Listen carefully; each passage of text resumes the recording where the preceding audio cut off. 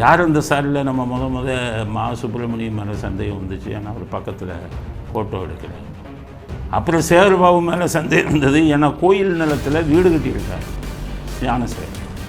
இப்போ அப்பாவும் அந்த லிஸ்ட்டில் வச்சுருக்கேன், சந்தேக லிஸ்ட்டில். ஆனால் எஸ்வி சேகர் கலரு உங்களுக்கு தெரியாது. எஸ்வி சேகர் எப்படிப்பட்ட ஆள்னு தெரியாது. எந்த நேரத்தில் காலை வாருவார்னு தெரியும். உதாரணத்துக்கு ஜெயலலிதா அவர்கள் எஸ்வி சேகர் ட்ராமானா அவங்களுக்கு ரொம்ப பிடிக்கும். அவருடைய காமெடி ரொம்ப பிடிக்கும்.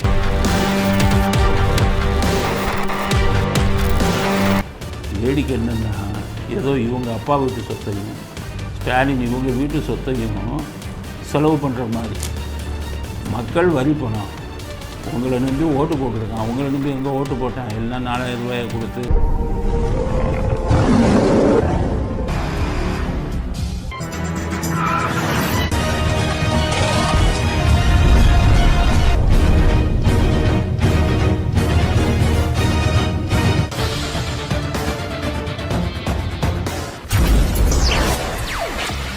வணக்கம். இன்றைய அரசியல் ஆடுகளம் சொல்லும் செய்திகள் என்ன அப்படிங்கிறத பார்க்கலாம். முதல் செய்தி, எஸ்வி சேகரின் பின்னால் செல்லும் ஸ்டாலின். திமுகவுடைய சரித்திரத்தை எடுத்திங்கன்னா ஆரம்பத்திலேருந்து ஒரு ஆள் பின்னாடி தான் போய் இவங்க ஆட்சியை பிடிப்பாங்க. ஆரம்ப கட்டத்திலேருந்து சிவாஜி கணேசனை கையில் போட்டாங்க. சிவாஜி கணேசன் அவங்களை கருணாநிதியை பற்றி நல்லா தெரிஞ்சுக்கிட்டு ஓட்டம் பிடிச்சிட்டாரு. அதுக்கப்புறம் கண்ணதாசன் அவரும் பார்த்தாரு. கருணாநிதி யாரையுமே இருக்க விடலை. ஆனால் அவங்கள மட்டும் வச்சு ஓட்டுக்கும் உபயோகப்படுத்திக்குவாங்க. அதை புரிஞ்சுக்கிட்டு அவங்கெல்லாம் என்ன பண்ணாங்க, அவர் கண்ணதாசன் சிவாஜி கணேசன் எல்லாம் போயிட்டாங்க. எம்ஜிஆர் ஒருத்தர் தான் இவங்க கொடுத்த தொந்தரவு, கருணாநிதி கொடுத்த தொந்தரவு எல்லாத்தையும் பொறுத்துக்கிட்டு இருந்தார். அண்ணா வந்துக்கிட்டு எம்ஜிஆர் நம்பி தான் அரசியல் பண்ணார். அண்ணாதுரையோட செல்வாக்கில் இன்னும் திமுக ஜெயிக்கலை. அவர் என்ன சொன்னார், இப்போ அப்படி லட்சக்கணக்கில் பணம் கொடுத்தாரு எம்ஜிஆர் அண்ணாதுரைக்கு. தம்பி உன் பணம் வேணாம், உன் முகத்தை காட்டு, எனக்கு லட்சக்கணக்கான ஓட்டு விழுகும் அப்படின்னு எம்ஜிஆரை நம்பித்தான் அரசியல் செய்தார். 1967 நிற்கும்போது எம்ஜிஆர் சூடுபட்டார். எம்ஆர் ராதா துப்பாக்கியால் சுட்டார். உடனே ஆஸ்பத்திரியிலிருந்து அந்த படத்தை போட்டு தெருவாக ஒட்டி தான் திமுககாரங்க ஆட்சிக்கு வந்தாங்க, அண்ணா உள்பட. ஆக இவங்களுக்கெல்லாம் தனிப்பட்ட செல்வாக்கோடு ஆட்சிக்கு வரல. தனிப்பட்ட செல்வாக்கோடு ஆட்சிக்கு தனிப்பட்ட செல்வாக்கு கருணாநிதிக்கோ அண்ணாதுரைக்கோ இருந்திருந்தால் எப்போவோ 62 ஆட்சிக்கு வந்திருக்கணும். 62 அண்ணாதுரை காஞ்சிபுரத்தில் தோத்தார். இவர் கருணாநிதி எல்லாம் இங்கே 5000 ஓட்டை நான் அந்த மாதிரி மிக குறைந்ததில் தான் ஜெயித்தார், குளித்தலையில். இந்த மாதிரி உங்கள் வரலாறு எடுத்தீங்கன்னா எப்போவுமே இன்னொருத்த முதுகுள்ள சவாரி செய்கிறது. இதுதான் இவர்கள் சரித்திரம். 67க்கு அப்புறம் அண்ணாதுரை சத்த உடனே எம்ஜிஆர் காலில் போய் விழுந்தார். கருணாநிதி காலில் விழுந்தாருன்னா திமுககாரங்களுக்கு ரொம்ப கோபம் வருது. உண்மையை தானே பேசணும். ஜெயலலிதா காலில் விழுந்தாங்கன்னு நீங்கள் சொல்கிறீங்களே அப்படின்னு கோச்சிக்கிட்டாங்க திமுககாரங்க. நான் உண்மையை தானப்பா சொன்னேன். 1991 என்ன நடந்தது? ஜெயலலிதா ஆட்சிக்கு வந்தோடனே ராஜாஜி அம்மாள் மேலே நிறைய புகார் வந்தது. மெடிக்கல் காலேஜ் சீட்டு வாங்கி தரேன்னு பணத்தை மோசடி பண்ணிட்டாங்கன்னு புகார் வந்தது. அப்போ சண்முகநாதனை வீட்டுக்கு அனுப்பி, ஜெயலலிதா அவங்க வீட்டுக்கு அனுப்பி, ஜெயலலிதாவுக்கு தெரியாமல் சசிகலா காலில் விழுந்து எப்படியாச்சும் காப்பாற்றி விடுங்கன்னு ஒன்று ஜெயலலிதாவுக்கு தெரியாமல் சசிகலா காப்பாற்றி விட்டாங்க. அப்போ போய் மனைவியை 2வது மனைவியாக காப்பாற்றணுங்கிறதுக்காக இங்கே போய் காலில் விழுந்தது உண்மை தானே? அதே மாதிரி ஒவ்வொரு தடவையும் 71 எம்ஜிஆர் காலில் விழுந்தார் கருணாநிதி. ஏன்னா அந்த பக்கம் காமராஜர் இருக்கார், ராஜாஜி இருக்காருன்னு. எம்ஜிஆரால் தான் கருணாநிதி ஜெயித்தார். ஆனால் இந்த திராவிட கூட்டம் என்ன பண்ணால் ஜெயித்த உடனே ஏதாச்சும் ஒன்று பண்ணுவாங்க, முதுகுல குத்துவாங்க. எம்ஜிஆரை முதுகுல குத்துனாங்க 71. அதுக்கடுத்தது ஆட்சிக்கு வந்தது உங்களுக்கு 96 ரஜினிகாந்த் காலில் போய் விழுந்தாங்க. அதுவும் கோச்சுக்குவாங்க, ரஜினிகாந்த் காலில் விழுந்தாங்கன்னு சொல்கிறோமேனு.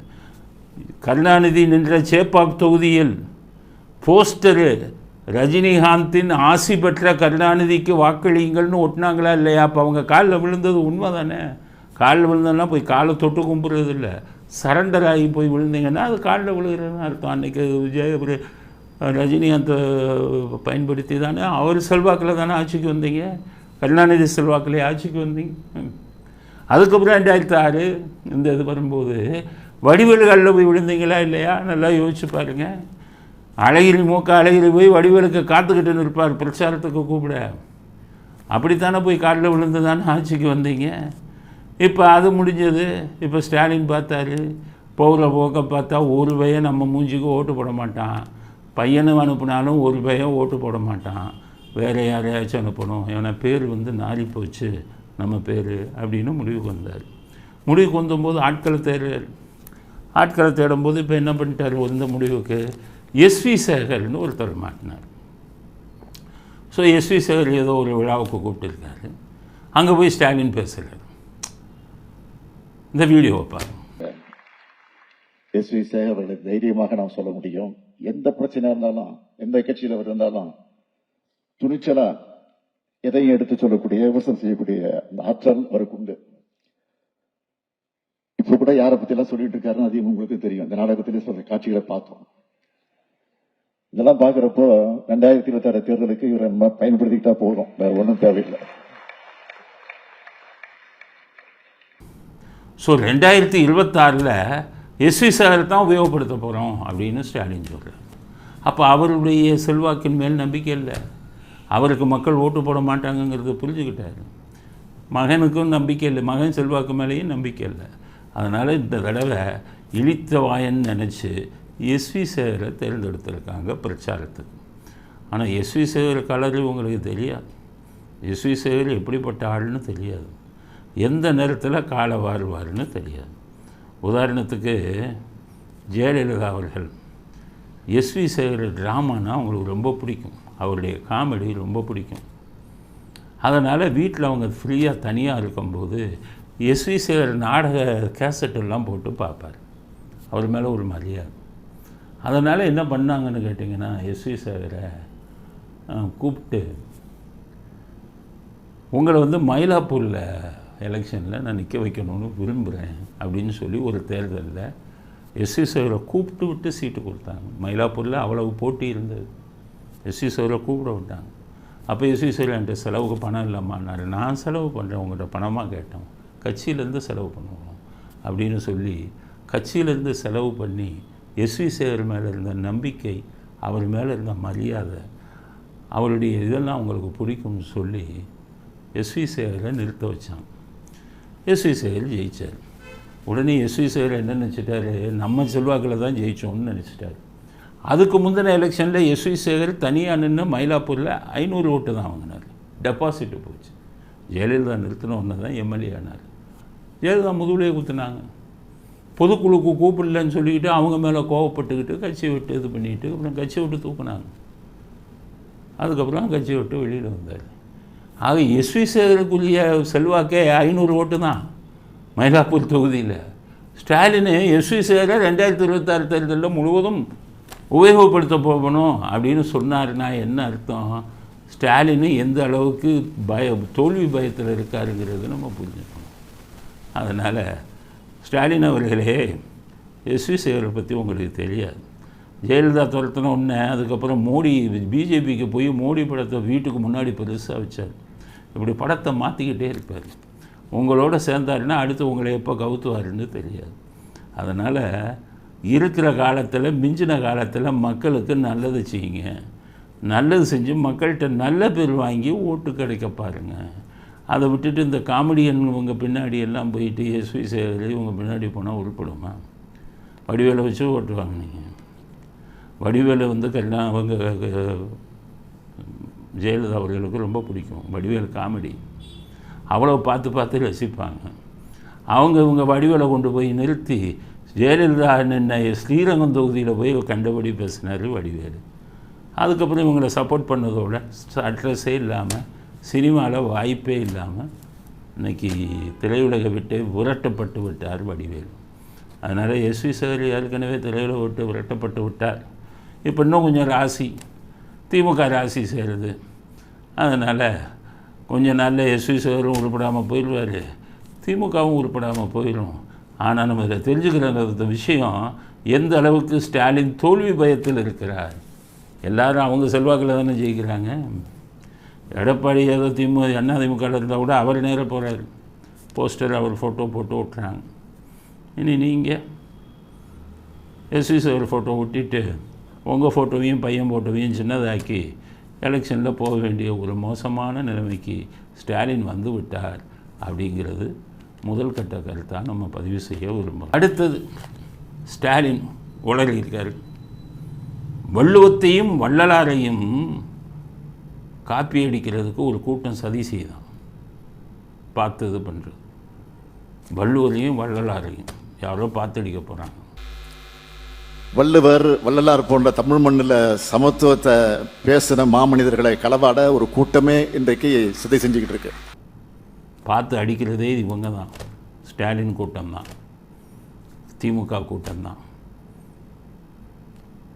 வள்ளுவருக்கு சிலை வைத்தார் கருணாநிதி, வள்ளுவர் கூட்டம்னு வச்சார். ஆனால் இவங்க தலைவர் ஈவே ராமசாமி வள்ளுவரை அசிங்கமாக பேசினார். தங்கத்தட்டில் வைக்கப்பட்ட மலம்னார். இந்த கூட்டம் பூரா கருப்பு சட்டக்காரன் பூரா அன்னைக்கு வள்ளுவர் அசிங்கமாக பேசினான். பேசிட்டு ஆட்சிக்கு வந்தோடனே வள்ளுவர் தான் எங்களுடையதுன்னு சொல்லி ஒரு வள்ளுவர் கூட்டம். வள்ளுவர் கூட்டத்தை கருணாநிதி பயங்கர செலவு பண்ணி என்னுடைய கனவு அப்படின்னு சொல்லி கட்டினார்.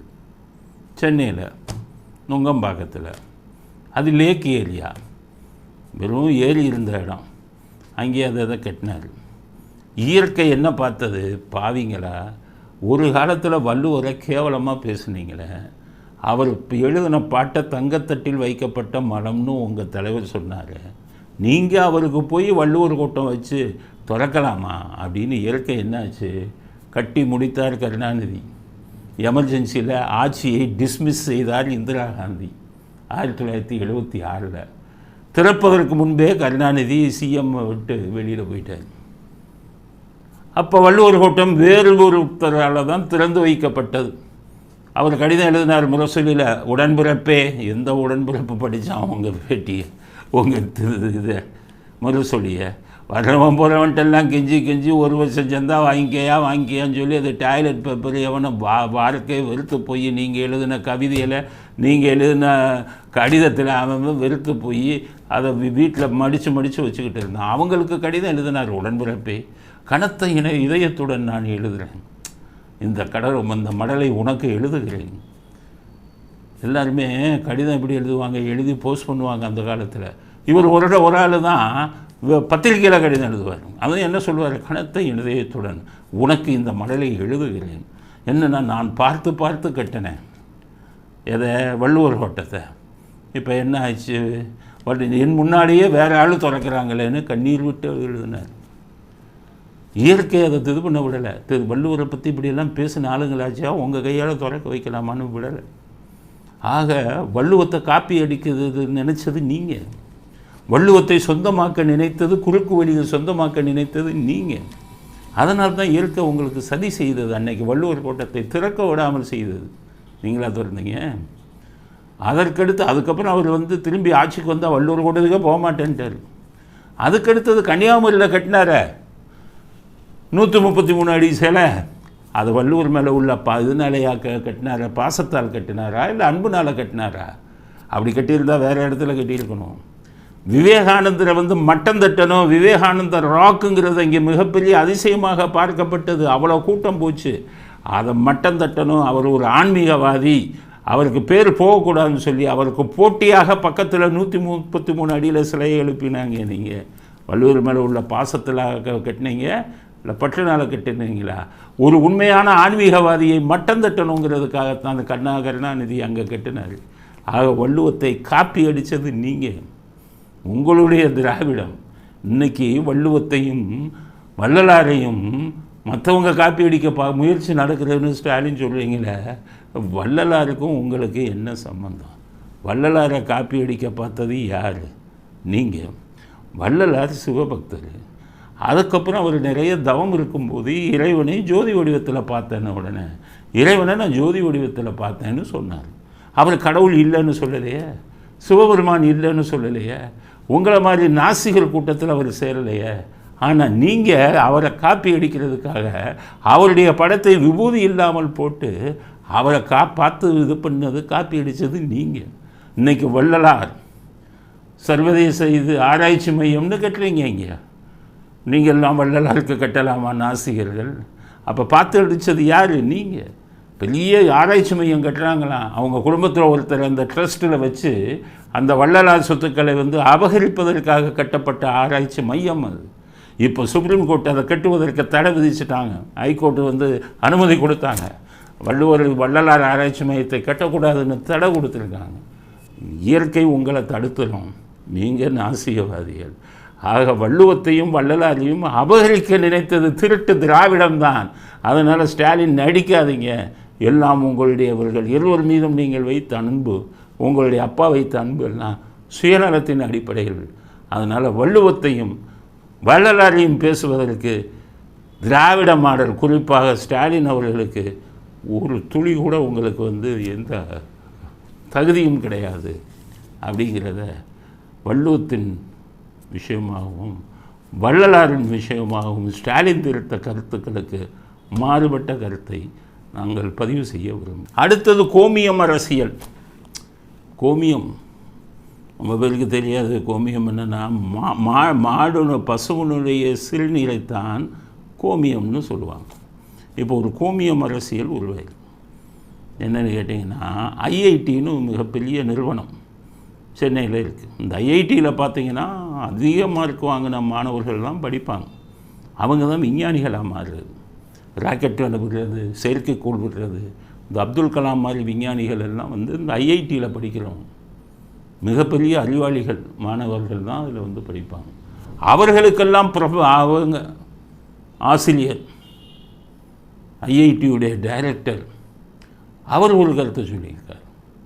என்னென்னு கேட்டால், மாட்டோட சிறுநீர் நல்லது, கோமியம், அதை குடித்தா காய்ச்சலே வராதுன்ட்டார். மாட்டுடைய கோமியத்தை குடித்தால் காய்ச்சலே வராது. சொல்கிறது யார்? மிக அதிகமாக படித்த ஒரு ஐஐடி டைரக்டர் சொல்கிறார். என்னடா போல படித்தால் இப்படி ஒரு வார்த்தையை சொல்கிறாரு அப்படின்னு பார்த்தா, அப்புறம் இது எங்கேருந்துன்னு வருதுன்னு பார்த்தா பாஜக தமிழிசை சொல்கிறாங்க. ஏன்பா மாட்டு சிறுநீரை குடித்தா என்னப்பா தப்பு? மாடை திங்கிறீங்கல்ல, சிறுநீரை குடித்தா என்னன்னு அந்த அம்மா ஜோக் அடிக்கிறாங்க. மாட்டு கறி சாப்பிடுவாங்க, ஆனால் மாட்டோட சிறுநீரை விஞ்ஞானபூர்வமாக அது பாடம் படுத்தப்பட்டு விஞ்ஞானபூர்வமாக ஆராய்ச்சிக்கு உட்பட்டு அது மருந்தாக எடுத்துக்கொள்ளணும்னோட உடனே அரசியல் கட்சிகள்லாம் தமிழ்நாட்டில் எதிர்ப்பு தெரிவிப்பார்கள்.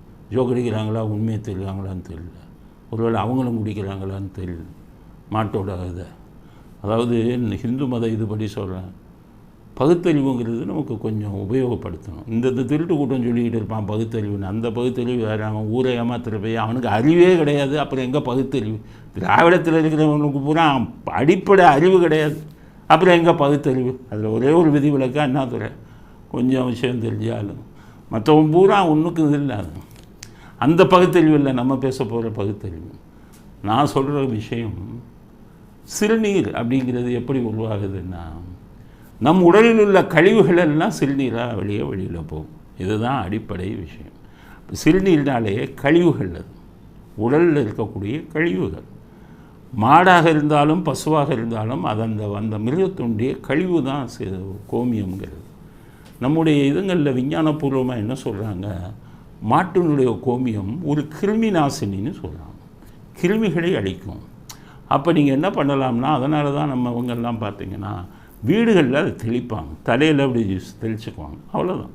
அதை போய் குடிக்கிறதுங்கிறது விஞ்ஞானபூர்வமாக ஏற்றுக்கொள்ளப்படுவதில்லை.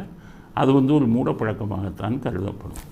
ஸோ இவங்களுக்கு சொல்கிறேன், நம்ம தமிழிசை பிஜேபிக்காரங்களுக்கும் அதை சொல்கிறேன், இந்த மாதிரி மோசமான அறிக்கைகளை விடாதீங்க. அந்த கோமியத்தை குடிக்கணும் அப்படின்னு சொல்கிறது ஒரு மோசமான ஒரு விஷயம். மற்றவர்கள் கேலி கிண்டல்லாம் பண்ணுவாங்க. இதே மாதிரி சிறுநீரை குடித்த கதை நம்ம இந்தியாவில் நிறையா நடந்துருக்கு. மொரார்ஜி தேசாய்னு ஒரு பிரதமர் இருந்தார். அவர் 1976 இந்திரா காந்தியை தோக்கடித்து ஜனதா கட்சி ஜெயிச்சது. ஜனதா கட்சியின் சார்பில் பிரதமராக தேர்ந்தெடுக்கப்பட்டார் மொரார்ஜி தேசாய். அவர் பிரதமராக தேர்ந்தெடுக்கும் பொழுது அவருக்கு 82 வயசு. 82 வயசில் பிரதமர் ஆனார். உலகமே பார்த்து பாராட்டினாங்க, இந்த வயசில் நல்லா இருக்கார், ஹெல்த்தியாக அவன் பிரதமர் ஆகிட்டாரு அப்படின்னு.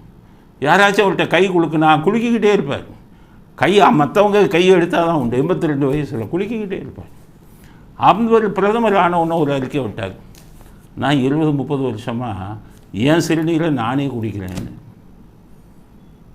எல்லாம் ஓட்டு போட்டவன் பூரா வெறுத்துட்டான். என்னையா அப்படியே குடித்தாலும் இதை வெளியில் சொல்லலாமா? உலகம் பூரா நாளி போச்சு. அவங்க எல்லாம் உலகத்தில் இருக்கிற மற்ற நாடுகள்லாம் பத்திரிகையில் போட்டான். இந்திய பிரதமர் அவர் சிறுநீரை அவரே குடிக்கிறாருன்னு போட்டான். உடனே அடுத்தது ராஜ்நாராயணன் ஒருத்தர் இருந்தார், இந்திரா காந்தியை எதிர்த்து அவரை தோக்கடிச்சவர். அவர் என்ன சொன்னார், பிரதமர் மொராரி தேசாய் சொன்னதுனால நானும் என் சிறுநீரை குடிக்க ஆரம்பித்து விட்டேன்னு அவரும் சொன்னார். எல்லா பேரும் சிறுநீரை குடிக்க ஆரம்பிச்சிட்டான். அவன் சிறுநீரை அவனே, ஜனதா கட்சிக்காரன் போகிறான். மக்கள்லாம் ஏயா உங்களை பூரா இவ்வளோ நம்பி ஓட்டு போட்டால் எல்லாம் இதை குடிச்சுக்கிட்டு இருக்கீங்களே, கேவலப்படுத்துகிறீங்களேன்னாங்க. யாரும் வெக்கமே படல, எல்லாம் குடிச்சுக்கிட்டே இருந்தால் மற்றவனுக்கு ரெக்கமெண்ட் பண்ணான், மற்றவங்களுக்கு பரிந்துரை பண்ணாங்க. இவங்க குடி குடி குடி. அதே மாதிரி இப்போ வந்திருக்கு இந்த கோமியத்தை குடிக்கிறது. அது பிஜேபி ஆரம்பிச்சிருக்காங்க, தமிழிசை சவுந்தரராஜன் ஆரம்பிச்சிருக்காங்க.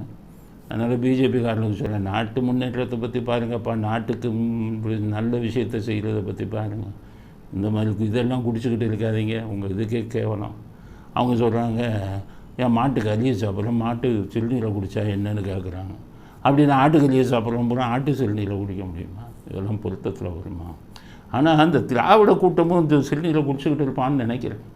நான் அவங்க பண்ணுற கூத்தெல்லாம் பார்க்கும்போது இந்த தான் சிறுநீரை தானே குடிக்கிறவனுக்கு தான் இந்த புத்தியே வரும். இவங்க வெளியில் சொல்லாமல் இருக்காங்களோ அப்படிங்கிற அரசியல்வாதி பூரா இந்த வேலை பண்ணுவான். அதனால் அரசியல்வாதிக்கு சொல்கிறேன், சிறுநீர் குடிக்கிற வேலையெல்லாம் வச்சுக்காதீங்க, நாட்டுக்கு நல்லது செய்கிற விஷயத்தை இது பண்ணுங்கள்.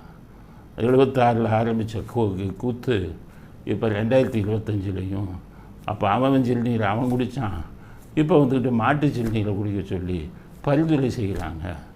அப்படிங்கிறது ஒரு கேவலமான விஷயம் அப்படிங்கிற கருத்தையும் பதிவு செய்ய விரும்புகிறோம். அடுத்த ஸ்டாலின் இன்னொரு வைத்தறிச்சலோடு பேசுகிறார். அவருக்கு துணைவேந்தரை நியமிக்கணும்னு சொல்லி ஒத்தக்கால் என்ன அவங்க என்ன பண்ணிட்டாங்க, மத்திய அரசாங்கத்தில் யூஜிசின்னு ஒரு யூனிவர்சிட்டி கிராண்ட்ஸ் கமிஷன், அவன் முடியவே முடியாதுன்ட்டான், கவர்னர் தான் போடணுன்ட்டான். மசோதா போட்டு பார்த்தார், அவருக்கு எப்படியாச்சும் துணைவேந்தர். அவருக்கு என்னென்னா டிகிரி கூட பாஸ் ஆகாத நம்ம டாக்டர் ஆராய்ச்சி படிப்பு படித்தவனை வந்து தலையெழுத்தை நியமிக்கணும். 20 கோடியாச்சும் வாங்கணும் ஒரு ஆளுக்கு. இத்தனை போஸ்ட்டு வேக்கண்ட்டாக ஒரே வயிற்றுச்சல். அப்போ எப்படி இருந்தோன்னு இன்றைக்கி அந்த வயிற்றுச்சல் எப்படி சொல்கிறாருன்னா, பார்த்து பார்த்து செலவு செய்வது நாங்கள், ஆனால் துணைவேந்தர்களை நியமிப்பது மத்திய அரசா? பள்ளி முதல் உயர்கல்வி வரை ஒவ்வொரு மாணவருக்கும் பார்த்து பார்த்து திட்டங்களை உருவாக்கி செலவு செய்வது மாநில அரசு. பேராசிரியர் உள்ளிட்ட அனைவருக்கும் சம்பளம் கொடுப்பது மாநில அரசு. பல்கலைக்கழகங்களுக்கு தேவையான உட்கட்டமைப்பு வசதி ஏற்படுத்தி தர்றது மாநில அரசு. ஆனால் வேந்தர் பதவி மட்டும் ஒன்றிய அரசால் நியமிக்கப்பட்ட ஒருத்தருக்கா? அதுதான் என்னுடைய கேள்வி. அதனால தான் சட்ட போராட்டம் உள்ளிட்ட பல்வேறு போராட்டங்கள் இன்றைக்கு நாம் நடத்தி கொண்டிருக்கிறோம் அப்படின்னு புலம்புறாரு. வேடிக்கை என்னென்னா, ஏதோ இவங்க அப்பா வீட்டு சொத்தையும் ஸ்டாலின் இவங்க வீட்டு சொத்தையும் செலவு பண்ணுற மாதிரி. மக்கள் வரி பணம் உங்களை நம்பி ஓட்டு போட்டிருக்கான், உங்களை நம்பி எங்கே ஓட்டு போட்டான், எல்லாம் 4000 ரூபாயை கொடுத்து குறுக்கு வழியில் கட்ட ஓட்டு போட்டு கூத்தெல்லாம் அடித்து தான் ஆட்சிக்கு வந்தீங்க. மக்கள் உங்களுக்கு ஓட்டே போடல, குறுக்கு வழியில் வந்துட்டீங்க. இப்போ செலவு பண்ணுறது யாருடைய பணம்? மக்களுடைய வரி பணம். அதை பார்த்து பார்த்து செலவு செய்யணும். உங்கள் வீட்டில் இருக்கிற பணத்தை செலவு, நீங்கள் சுவிஸ் பேங்க்லேயும் இதுலேயும் போட்டு வச்சதா சொல்கிறாங்களே, அந்த பணத்தை செலவு பண்ணுற மாதிரி பேசுகிறீங்க. நீங்கள் செலவு பண்ணுறாளா? இல்லை பிடிஆர் சொன்னார்ல 30,000 கோடி உங்கள் சபரீசனும் உதயநிதி இது பண்ணிட்டாருன்னு, அந்த பணத்தை செலவு பண்ணுற மாதிரி சொல்கிறீங்க. மக்கள் வரிப்பா அது அதை செலவு செஞ்சீங்கன்னா உடனே துணைவேந்தரில் நீங்கள் நியமிச்சிடணுமா? இப்போ கவர்னருக்கு செலவு ஆகுது. கவர்னருக்கு செலவு பண்ணுறத மாநில அரசாங்கம் தான் கொடுக்கணும். கவர்னர் மாளிகை செலவு இதெல்லாம். நாளைக்கு கவர்னருக்கு நான் செலவு பண்ணுறேன், கவர்னரையும் நான் தான் நியமிப்பேன்னு கேட்பீங்களா? அதனால் ஒன்று புரிஞ்சுக்கங்க, நீங்கள் ஆட்சிக்கு வந்திருக்கீங்கன்னா இருக்கிற பணமெல்லாம் மக்கள் வரி பணம், அதெல்லாம் உங்கள் வீட்டு பணம் கிடையாது. அதையும் வரி பணத்தில் எப்படி வருது? ஜிஎஸ்டி, அதில் 2 பேரும் சேர்ந்து பங்கு போட்டுக்கிறீங்க, அதில் வர்ற பணம் தான். மத்திய அரசாங்கத்திட்ட எனக்கு பணத்தை கொடு, நிலுவையை கொடுன்னு கெஞ்சி கையை நீட்டிக்கிட்டு இருக்கீங்க. அதனால் இது உங்கள் பணம் அல்ல, மக்கள் பணம். அதனால் அதுக்கு வந்து மாநில அரசாங்கம் செலவு பண்ணுறாங்கங்கிறதுக்காக ஸ்டாலினை தூக்கி இந்திய பிரதமர் ஆக்கிட முடியாது. அப்படிங்கிற விஷயத்தை புரிஞ்சுக்கங்க, பார்த்து பேசுங்க. எழுதி கொடுக்குறவனோ உருப்படியான ஆளை வைங்க. எவனோ ஒரு முட்டாள் உங்களுக்கு தப்பாக எழுதி கொடுக்குறான் அப்படிங்கிறதையும் ஸ்டாலினுக்கு செய்தியாக பதிவு செய்ய விரும்புகிறோம். அடுத்தது சத்யராஜ். விவரமான ஆள், அரசியலுக்கு பொருத்தமான ஆள், பச்சோந்தி அரசியல் பண்ணுறதுல பயங்கரமான ஆள். அவர் என்னென்னா, நேற்று அவர் பொண்ணை வந்து திமுகவில் சேர்ந்தாங்க. அப்போ உங்கள் குடும்பத்தோட திமுக போகுது. ஏன்னா சத்யராஜ் ஈவே ராமசாமி ரோலில் நடித்தார். அப்பப்போ ஈவே ராமசாமியை பற்றி சொல்வார், முற்பட்ட கருத்துக்கள் அப்படிம்பார். அதுக்கப்புறம் மூட நம்பிக்கைம்பார். ஆனால் அவர் வீட்டில் நடக்கிற ஃபங்க்ஷனில் பூரா ஓமம் வளர்த்து எல்லாம் பண்ணுவார். கேட்டால் அது வீட்டில் பண்ணுறாங்க அப்படிம்பார். அப்போ சந்தர்ப்பவாதி. நேற்று அவர் பொண்ணு திமுக சேர்ந்தாங்க. இன்றைக்கி அவர் பையன் விஜய் கட்சியில் சேர்ந்தாங்க. இப்போ இவர் இந்த 2 கட்சி இல்லாமல் வேறு ஒரு கட்சியில் சேர்றதை பற்றி யோசிச்சுக்கிட்டு இருக்காராம். இதுக்கு பேர் தான் பச்சோந்தி அரசியல். பிஜேபியில் சேரலான்னு பார்த்தாரா, அங்கேயே சொல்லிட்டாங்களாம், உள்ளே வராத நீ ஈவே ராமசாமி படத்தில் நடித்தாள், நீ எல்லாத்தையும் கெட்டல் பண்ணுறாள். இல்லை, இந்த இன்கம் டேக்ஸ் ரைடெல்லாம் எனக்கு வந்துடுமோன்னு பயமாக இருக்குது, அதனால பிஜேபியில் சேர்றேன் அப்படின்னு அவங்களுக்கு தெரிஞ்சவங்ககிட்ட கேட்டு பார்த்தாங்கன்னா பிஜேபியில் நோ என்ட்ரி போட்டாங்க. சரி, காங்கிரஸுக்கு போகலாம் அப்படின்னு பார்த்தா காங்கிரஸ் இப்போதைக்கு ஆட்சிக்கு வர்ற ஐடியா இல்லை, ஆட்சி வர்ற நிலைமையில இல்லை. அதனால் வேறு எந்த கட்சியில் சேரலாம்னு யோசிச்சுக்கிட்டு இருக்காராம். எம்ஜிஆரின் முதுகில் எப்படி குத்துனாருங்கிறதுலாம் எல்லாருக்குமே தெரியும். எம்ஜிஆர் இவர் மீது ரொம்ப அன்பு வச்சுருந்தார். அவர் வந்து பாக்கியராஜ் மேலேயும் இவர் மேலேயும் ரொம்ப அன்பு வச்சுருந்தார். ரெண்டுலேயுமே எம்ஜிஆர் வந்து தவறு செய்து விட்டார். பாக்கியராஜை வந்து அவ்வளவு பெருமையாக என்னுடைய அரசுக்கு சினிமா வாரிசுன்னார். பாக்கியராஜ் அவர் இறந்த உடனே முதுகில் குத்திட்டு கருணாநிதி பக்கம் போய் சேர்ந்தார். அங்கேருந்து விரட்டி விட்ட உடனே இப்போ வந்து உட்காந்துருக்கார். அப்போ சந்தர்ப்பம் கிடைச்சா முதுகில் குத்துறதுல இந்த சினிமா துறையில் சில பேர் இருக்காங்க, மன்னங்க. அதே மாதிரி தான் சத்யராஜுக்கு எம்ஜிஆர் ரொம்ப பிடிக்கும். எம்ஜிஆர் சத்யராஜ் அவர் உடல்நிலை சரியில்லைன்னு இந்த கல்லாக்கட்டை சுற்றுவார். பெரிய கட்டையாக இருக்கும், அதை தலைக்கு மேலே சுற்றுவார் எம்ஜிஆர்.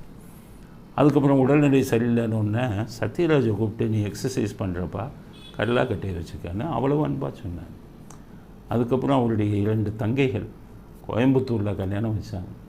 உடல்நிலை மோசமான நிலைமையில் கூட காலையில் 4-5 மணிக்கு ஃப்ளைட்டில் போய் கல்யாணத்துக்கு போயிட்டு வந்தார்.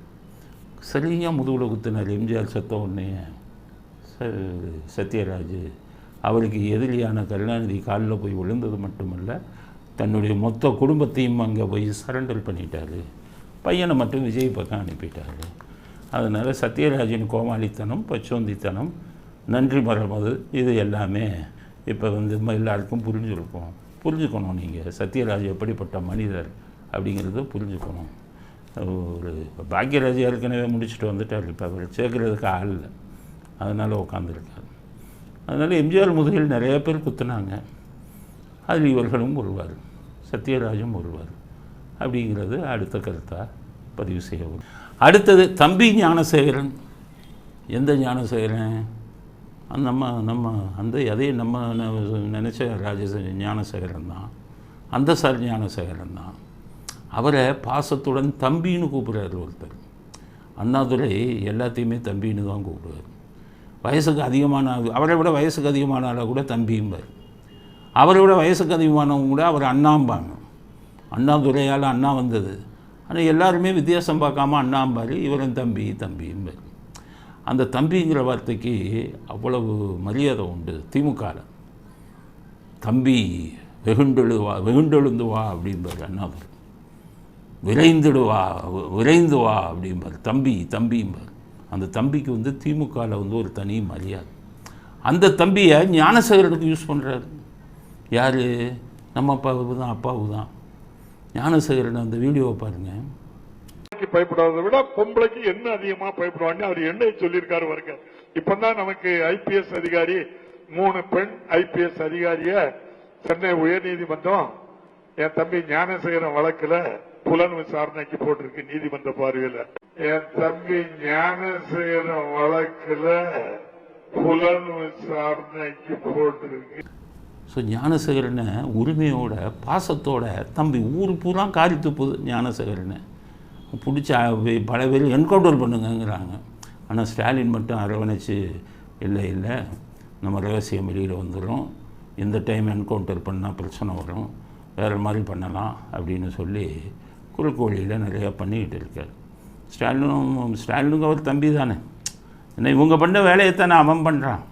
அதனால் இப்போ இன்றைக்கி என்ன பண்ணிட்டாரு, அப்பாவோ தம்பிங்கிறார் பாசத்துடன். அப்போ என்ன அர்த்தம்? நான் என்ன சொல்கிறேன், யார் அந்த சாரில் நம்ம முத மா சுப்பிரமணியம் மேலே சந்தேகம் வந்துச்சு, ஏன்னா அவர் பக்கத்தில் ஃபோட்டோ எடுக்கிறாரு. அப்புறம் சேகர்பாபு மேலே சந்தேகம் வந்தது, ஏன்னா கோயில் நிலத்தில் வீடு கட்டியிருக்கார் ஞானசேகரன். இப்போ அப்பாவும் அந்த லிஸ்ட்டில் வச்சுருங்க, சந்தேக லிஸ்ட்டில், ஏன்னா அவர் தம்பிங்கிறாரு, தம்பின்னா பாசத்தோடு கூப்பிட்றாரு. அதனால் அப்பாவும் அந்த சாரி லிஸ்ட்டில் வருவாரோன்னு ஒரு சந்தேகம் இருக்குது, ஏன்னா அப்படி கூப்பிட்றாரு. இந்த கூட்டம் நல்லவனை படித்தவனெல்லாம் திட்டுறான், கவர்னர் வந்தால் போடாங்கிறான், கவர்னரை செருப்பு கட்டி அடிக்கிறான், கவர்னர் சட்டசபைக்கு வந்தால் வெளில போடாங்கிறான். ஆனால் ஞானசேகரன் அன்பு தம்பிங்கிறான். ஏன்னா அவனுடைய கேட்டகரி, அவன் அந்த வகையை சேர்ந்தவன், தன்னுடைய இனத்தை சேர்ந்தவர்களுக்கும் ஞானசேகரனுங்கிறதுனால அப்படி கூப்பிட்டுக்கிட்டு இருக்கான். ஏன்னா இந்த வள்ளுவத்தை பற்றி இவர் பேசினார் ஒரு ஸ்டாலின், வள்ளுவம் என்ன சொன்னது, ஒருவனுக்கு ஒருத்தின்னது. இந்த கூட்டத்தில் எவனாச்சும் ஒருத்தன் இந்த திராவிட இயக்கத்தில் இருக்கும் ஒருவனுக்கு ஒருத்தன் இருந்ததை காமிங்க. அவ்வளோ பேரும் வள்ளுவர் சொன்னதுக்கு எதிராக வாழ்க்கையை நடத்தியவர்கள். அதனால் ஞானசேகரனை தம்பின்னு சொல்கிறாங்கன்னா கரெக்டு தான். ஏன்னா இந்த குரூப் அந்த கேட்டகரி தான், இந்த குரூப் அதே இனத்தை சேர்ந்தவர்கள்.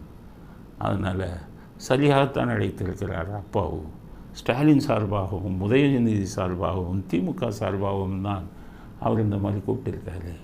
இனம் இனத்தோடு சேரும் அப்படிங்கிறது நம்முடைய கருத்து. கனிம வளத்தை கொள்ளையடிச்சுக்கிட்டு இருக்காங்க, அதை புகார் கொடுத்தவொன்னே காலி பண்ணிட்டாங்க. அதிமுகவை சேர்ந்தவர் அவர் ஜாஃபர் அலி அப்படிங்கிறவர். அவர் நேர்மையான ஆளாம். எப்படி இது அரசியலில் நேர்மையானவங்க இருந்தாங்க அப்படிங்கிறது புரியலை. ஆனால் அதிமுக கொஞ்சம் கொள்கை உள்ள கட்சி. அதாவது எம்ஜிஆர் டிசிப்ளினை கொண்டு வந்தார், உதைச்சார், கட்சியை விட்டு தூக்குனார், ஜெயலலிதாவும் அடக்கி வச்சுருந்தாங்க. திமுக இது பண்ணும்போது அங்கே அதிமுகவில் நல்லவங்க கொஞ்சம் இருக்காங்க, பயப்படுவாங்க. அப்படி தான் அந்த ஒரு ஜாஃபர் அலிங்கிறவர் புதுக்கோட்டை மாவட்டத்தை சேர்ந்தவர். அவர் என்ன பண்ணிக்கிட்டு இருந்திருக்காருன்னா, இந்த கனிம வளை எங்கெங்கே கொள்ளையடிக்கிறாங்களோ அதை பூரா புகாராக எழுதி போட்டுக்கிட்டே இருந்திருக்காரு. ஒவ்வொருத்தருக்கா போலீஸுக்கு போட்டு பார்த்தாரு, எவனும் ஒன்றும் செய்யலை. அடுத்தது கோட்டாட்சியார், அவருக்கு ஒரு பெட்டிஷன் கொடுத்துருக்காரு, ஒன்றுமே செய்யலை. ஆனால் ஒன்றும் செய்யாமல் இருக்கிறதா பரவாயில்ல. இவன் பூரா என்ன பண்ணுறான், போலீஸுக்கு கொடுத்தா ரெவன்யூவில் போய் கொடுத்தா இவங்க பூரா சம்மந்தப்பட்ட கனிம வளங்காரன்ட்டு இவன் பூரா லஞ்சம் வாங்குகிறான். அவனை கூப்பிட்டு, சார் உங்கள் மேலே ஒருத்தன் பெட்டிஷன் கொடுத்துருக்கான்னு போட்டு கொடுத்தான். அப்போ கனிம வளத்தை கொள்ளையடிக்கிறவன் லாரியை வச்சு ஏற்றி அவரை கொலை செஞ்சுருக்காங்க. நான் என்ன சொல்கிறேன், தமிழ்நாட்டு மக்களுக்கு நடப்பது அறக்கிற ஆட்சி.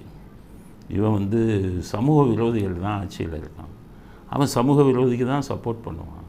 செந்தில் பாலாஜி என்ன சொன்னார், நாங்கள் ஆட்சி ஓட்டு எண்ணிக்கிட்டே இருக்கும்போதே மணலை லாரியை கொண்டு போவோம், மணலை அள்ளு, யாராச்சும் ஏதாச்சும் சொன்னாங்கன்னா என்கிட்ட சொல்லுன்னார்.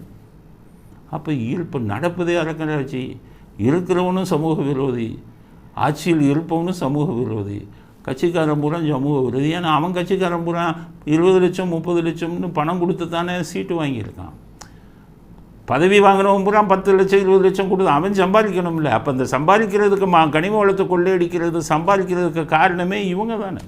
திமுக தலைவர்கள் பணத்தை வாங்கிட்டு கொடுக்குறான். இப்படிப்பட்ட ஒரு ஆட்சியில் போய் யாரும் சொல்கிறேன், இந்த மணல் கொள்ளை இந்த கொள்ளை இதெல்லாம் யாருமே இப்போ நடவடிக்கை எடுக்க முடியாது. காரணம் ஒரு கூட்டு கொள்ளை. இது பதவியில் இருப்பவனும் அவன் தொண்டர்களும் சேர்த்து கூட்டு சேர்ந்து தான் கொள்ளை அடிக்கிறான்.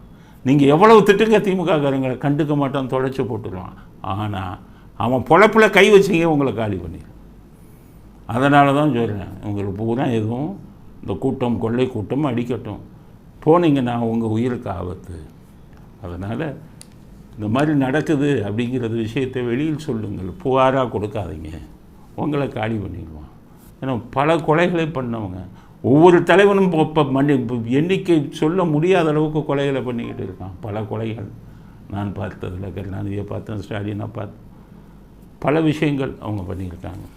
உதயநிதி இன்னும் அந்த லிஸ்ட்டில் வரல, அவர் வராமல் இருக்கணும்னு கேட்டுக்கிறேன்.